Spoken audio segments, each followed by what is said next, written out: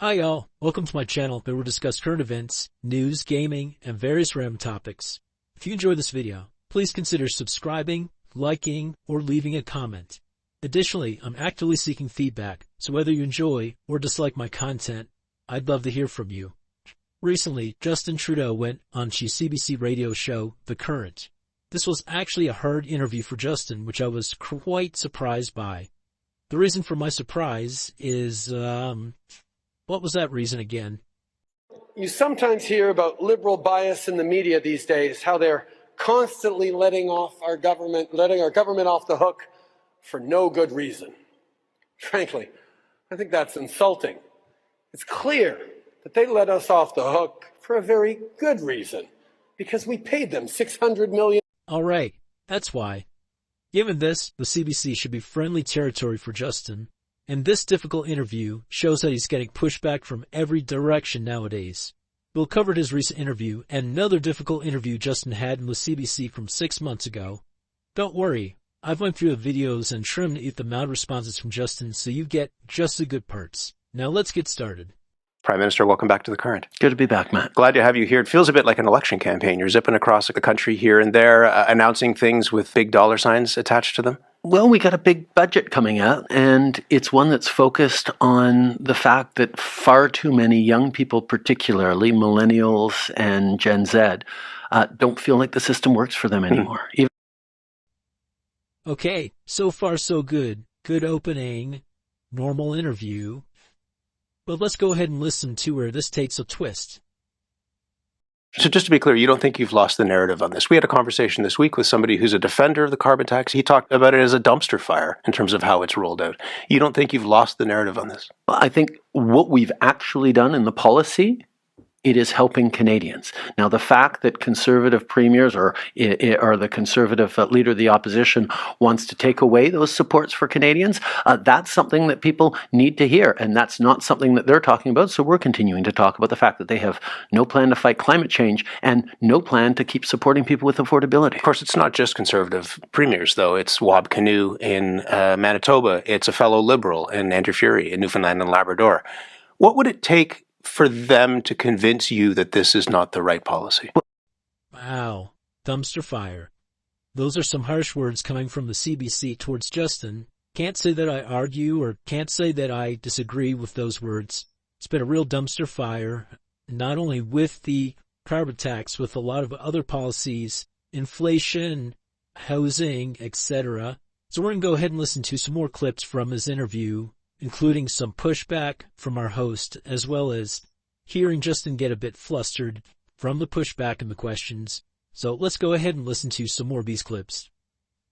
So Andrew Furey has said that he wants a meeting with you to talk about this. He wants the premiers to come together with you. Will you have that meeting? I had a meeting in 2016 Will with you all have the, premiers. will you have when the we built meeting this. now with? I will continue to talk with premiers, but I will continue to be pressing Andrew and all others on the actual facts that we have a plan to fight climate change that puts more money back in the pockets of Canadians that need it. And any premier or any conservative leader of the opposition that wants to take away those checks that are helping 8 out of 10 families right across the country is going to have to explain that both to me and to... One of the reasons why there's great anxiety over this is because, as you've said, there are a lot of people who feel like the system is stacked against them. Young people in particular, they do everything they can. They get a good job. They're working hard. They can't square that circle. You've had 9 years in power. To what extent is your government responsible for the fact that that system is stacked against them? Oh. Do you think people are still listening to you, or have they tuned you out? I think Canadians remain open-minded and ambitious about their future. People are hurting, people are worried, but when comes time to actually work for your community, work to build a better future, Canadians roll up their sleeves. And that's what they expect from their politicians as well. That's what we're doing. And I look forward to the chance to talk with Canadians about that over the next year and a half. And in the next election, Canadians will have a really important choice to make about what kind of country we are. You're a factor in this, you personally. Why do you think people don't like you? You know, I spend a lot of time talking with Canadians right across the country. I spent time this morning with construction workers, talking about the work that they were doing, building new rental units for Canadians here in Toronto. I think there is a lot of frustration with the way the world is unfolding, and that frustration is being taken out on people in positions of power. I get that. That's part of my job.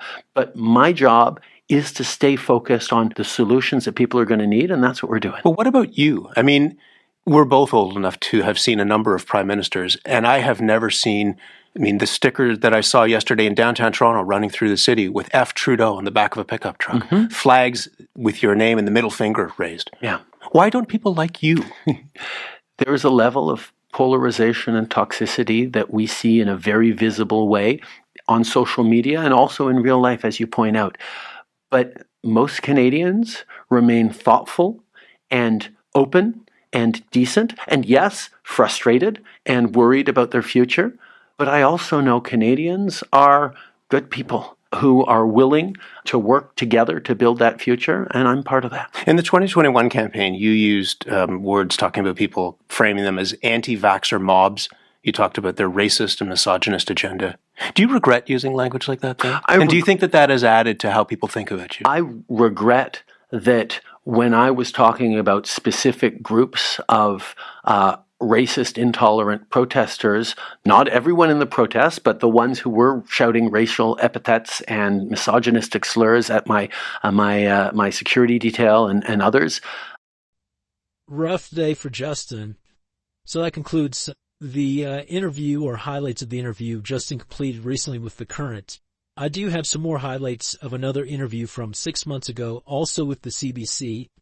Again, this one will have pushback and some good quotes from the interviewer.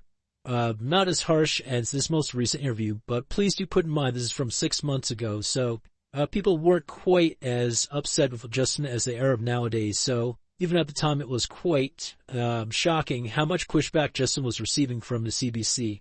I'm going to stop the video and play up some quick highlights as we move along to the next video. I just want to throw some numbers at you. So when asked if they had a positive or negative impression of you, 56% of millennials and Gen Zs said negative. 27 said positive. And do you take any responsibility for them turning away from you? I mean, certainly you've described their circumstances, right? But do you think you could have or should have done more for them? I think I can continue to do more for them. I think. Again, the interviewer, just like with this previous interview on The Current, didn't start off too harsh on Justin, just kind of opening it up, but with some real pushback, putting in some real facts that he is not doing good in the polls. Interviewer will ramp things up through the interview today. We'll listen to those questions as well as some non-answers from Justin, but let's go ahead and jump into the additional clips. Future once again. So I hear you talking about how things have gotten worse for young people in this country since the pandemic, which there's truth to that for sure. But for sure, things were not great before the pandemic too, right? Like you mentioned housing. I remember back in 2015 when you appointed yourself youth minister, remember you were like the guy, right? Yep. You campaigned on affordable housing. That was such a big part of your thing back then. And since you took power in 2015, the benchmark housing prices have gone up 70% in this country. The average rent is now north of $2,000 a month. It's going up like $100 a month. Yeah. The Canadian Mortgage and Housing Corporation, as I'm sure you've heard this number, is saying that we need 3.5 million homes beyond what we're already building by 2030 just to keep prices in check.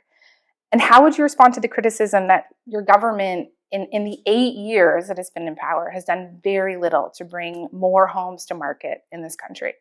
I guess.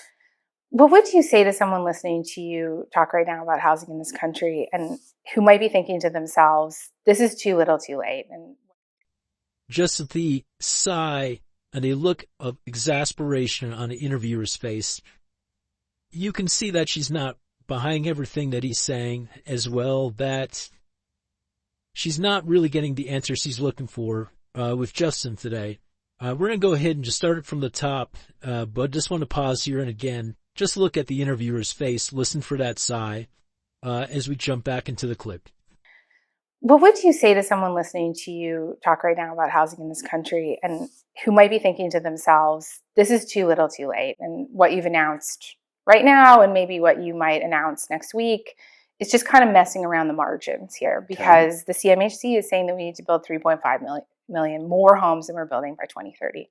And that if I was a very cynical person, that what we are announcing right now may be because the poll numbers are what they are. Bend this curve as we have, and I'm confident about that. Well, what about, well, just to push back on that, people might think that you actually haven't bent this curve at all, because if you had bent the curve, then we wouldn't be where we are, and that actually you don't have the track record, and that maybe it's time to give someone else a shot. And I think, well, just to compare us to other countries, home prices and incomes have grown by 35%, right? In this country, the gap between home prices and incomes, and across the OECD, it's only 20%. So it's worse here. It's worse here.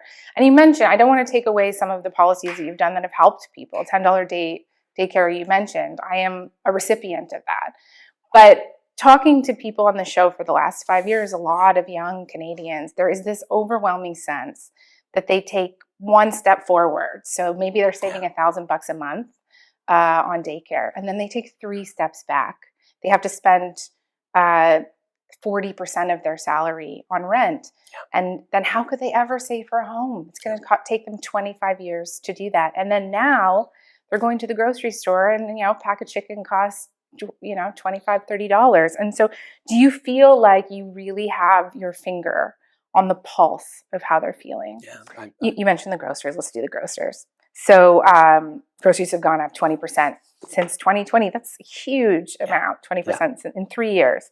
And today, the big grocery store CEOs are coming to Ottawa. You called them here.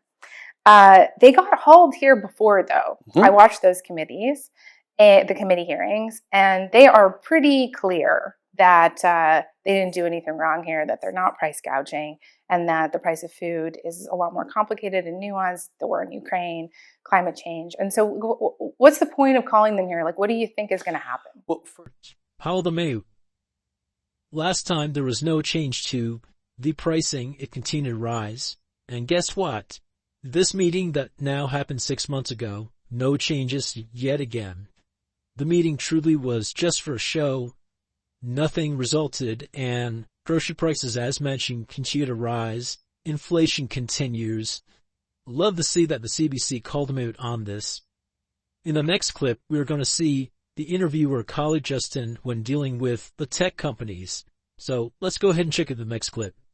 Yeah, are you worried about possibly unintended consequences here? I ask this in part because the last time that you went up against some big corporations, I'm thinking about Google and Meta here, it didn't end up helping the people that you intended to help. Well, we're still very much in the middle of the fight with Meta. It's not going great. Well, listen, it's sort of a thing. It's obviously Meta has a huge amount of power, a huge amount of profits, a huge stake in continuing to be able to benefit from the work of local journalists for free. But let's ask ourselves, if we don't say, well, no, you know what? If people are going to share local news on your platform and you're going to make money off of it from ad revenue, you should be responsible for paying for Canadian journalism, for Canadian content. That's, if we don't do that, what happens in 20 years when we said, okay, fine, when we have no more Canadian journalism, we have no more Canadian content.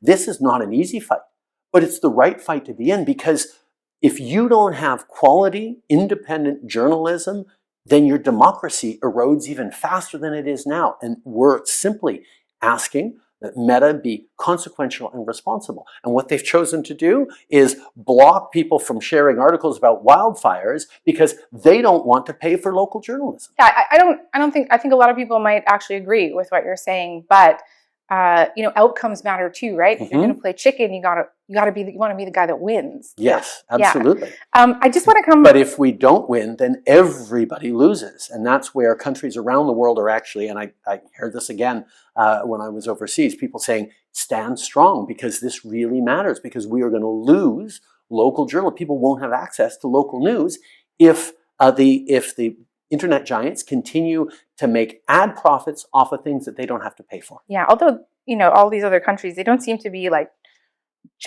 jumping to our side here to kind of help. Quietly they are, and they're watching very closely, and they're building things that are similar to us. But you go Canada, you take this fight, so we'll do it. We don't mind doing it because it's so important.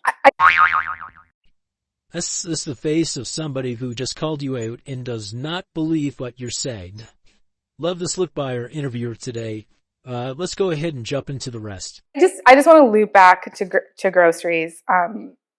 What would you say? This is a big part of your press conference last week, and talking to you today, it's a bit light on details, right? It's sort of unclear what it is exactly that you're looking for, and then it's unclear what the potential consequence is going to be. And grocery prices have been high for a really, really long time. So what would you say to someone thinking, like, how is this not just performative? How is this a real thing that they're doing? Well, you sort of can't have it both ways. You were asking me about, well, what about unintended consequences as you move forward on this? And then, well, why aren't you moving quicker? Well, they sort of cancel each other out. We have to make sure. You could have moved a long time ago, but we have to make sure. Well, we did make moves a long time ago. We brought in a grocery rebate that helped 11 million Canadians.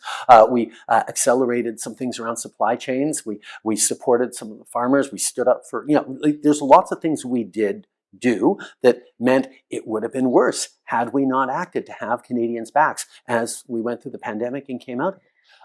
Let's talk about your leadership a little bit. We started this conversation talking about the polls, but polls aside for a moment, no other leader has been afforded, it's been a century since another leader was afforded 4 terms.